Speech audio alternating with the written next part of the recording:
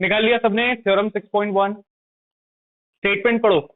बोला गया है, if a line is drawn parallel to one side of a triangle to intersect other two sides in two distinct points, the other two sides are divided in the same ratio. का मतलब क्या है? देखो, statement रट लेना as it is, word to word तुम्हें statement याद होनी चाहिए, क्योंकि क्वेश्चन आता है state and proof Thales theorem, state and proof BPT, state and proof basic proportionality theorem. तुम्हें थ्योरम का स्टेटमेंट वर्ड टू वर्ड याद होना चाहिए। 4 मार्क्स का है तो 1 मार्क्स स्टेटमेंट पे है, 3 मार्क्स सोल्यूशन पे है। ठीक है, तो स्टेटमेंट क्या रही है? बोल रहे हैं अगर if a line is drawn parallel to one side of a triangle, तो अगर मैंने डीई को पैरेलल बनाया है किसके? बीसी के, तो क्या करता है, बाकी दो साइड्स को जहां पर वो टच कर रहा है उसको दो इक्वल पार्ट्स में, दो इक्वल प्रोपोर्शन में डिवाइड कर देता है। दैट मीन्स गिवन क्या है मेरे पास कि if a line is drawn parallel to the third side, so D is parallel to what? BC, ये हमारे पास गिवन है। Then it divides the points where it touches in equal ratio in the same proportion. इसका मतलब to proof क्या करना है मुझे इस केस में? AD upon DB is equals to AE upon EC। सबको गिवन टू प्रूफ समझ में आ गया? गिवन है that lines are parallel, to proof क्या करना है? That sides are in equal proportion. अब इसमें तुम्हें कंस्ट्रक्शन याद रखना पड़ेगा। कुछ कुछ थ्योरम्स ऐसी हैं जिसमें आपको कंस्ट्रक्शन याद रखना पड़ता है। यहाँ पर आपको कंस्ट्रक्शन याद क्या रखना है? बेसिकली याद इतना रखना है कि हमको एरियाज ऑफ ट्रायंगल यूज करके इसको प्रूव करना है।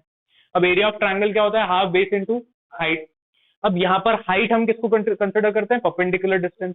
क्या इसमें कहीं पर भी कोई भी परपेंडिकुलर दिख रहा है क्या? नहीं। तो हमारी ड्यूटी है परपेंडिकुलर बनाना। कैसे बनाएंगे?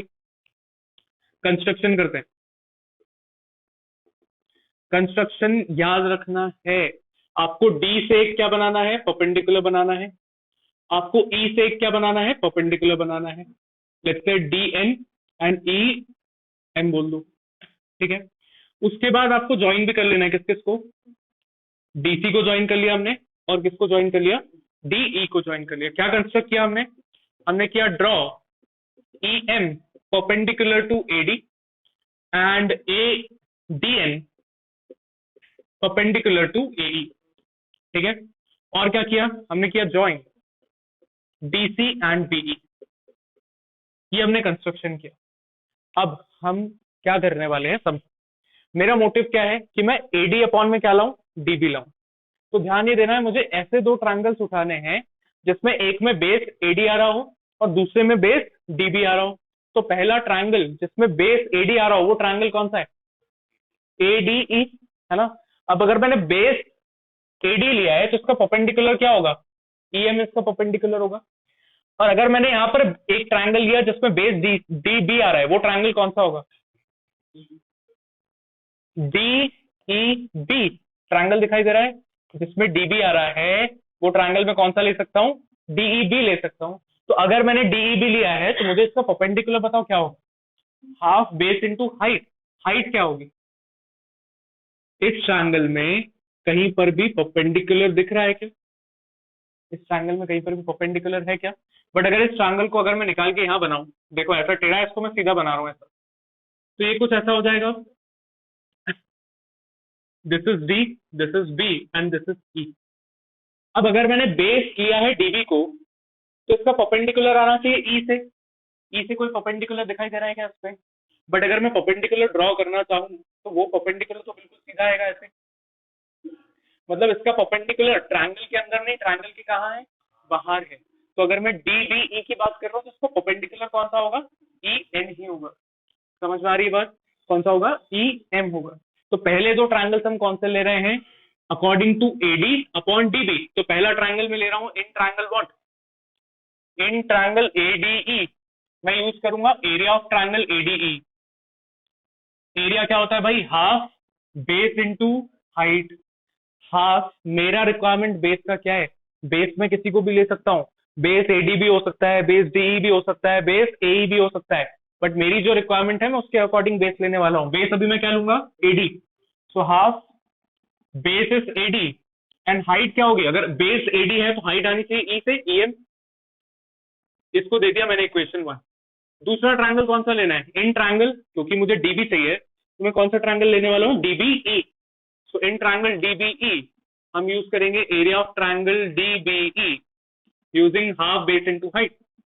अब मेरी रिक्वायरमेंट है कि मुझे बेस क्या लेना है, मेरी रिक्वायरमेंट है मुझे बेस क्या लेना है, डीबी बेस लेना है। तो अगर मैंने डीबी बेस लिया है तो अभी मैंने बताया डीबी अगर बेस है परपेंडिकुलर आना चाहिए ई से, तो ई से परपेंडिकुलर क्या बन रहा है, ईएम। तो ईएम हमारा हो गया हाइट। This is equation 2। अब देखो दो चीजें हमारे पास आ चुकी है, मुझे चाहिए था एडी अपॉन में डीबी। एडी यहाँ पर आ चुका है, डीबी यहाँ पर आ चुका है।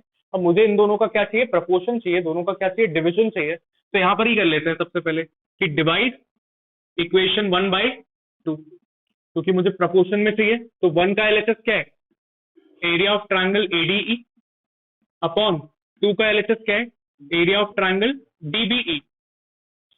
इसका आरएचएस क्या है, हाफ एडी इंटू ईएम। इसका आरएचएस क्या है, हाफ डीबी इंटू ईएम।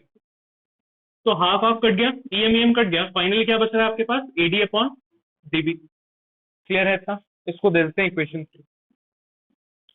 अब मेरा एलएचएस तो बनता हुआ दिखाई दे रहा है, एडी अपॉन डीबी आ चुका है। अब जो प्रोसेस अभी हमने इसके लिए किया है वही सेम प्रोसेस हम एई और ईसी के लिए करेंगे।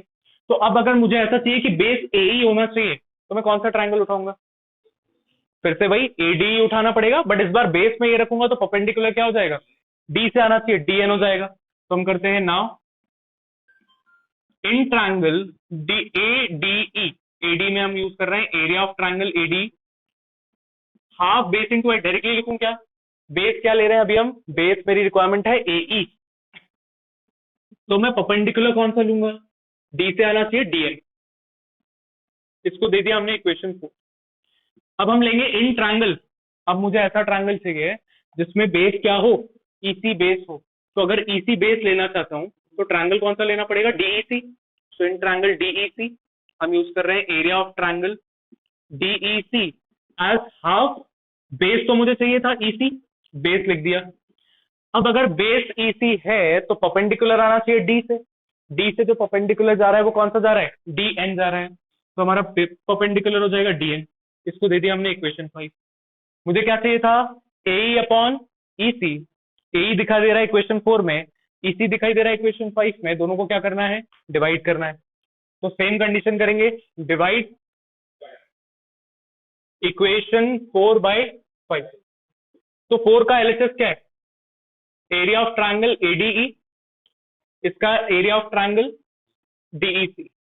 इसका आरएचएस क्या है, हाफ एई इंटू डीएन, और इसका आरएचएस क्या है, half EC into DN. DN DN cut गया, हाफ हाफ कट गया, क्या बचा हमारे पास, एई अपॉन ईसी, और यही मुझे चाहिए था इक्वेशन। आ गई हमारे पास 6।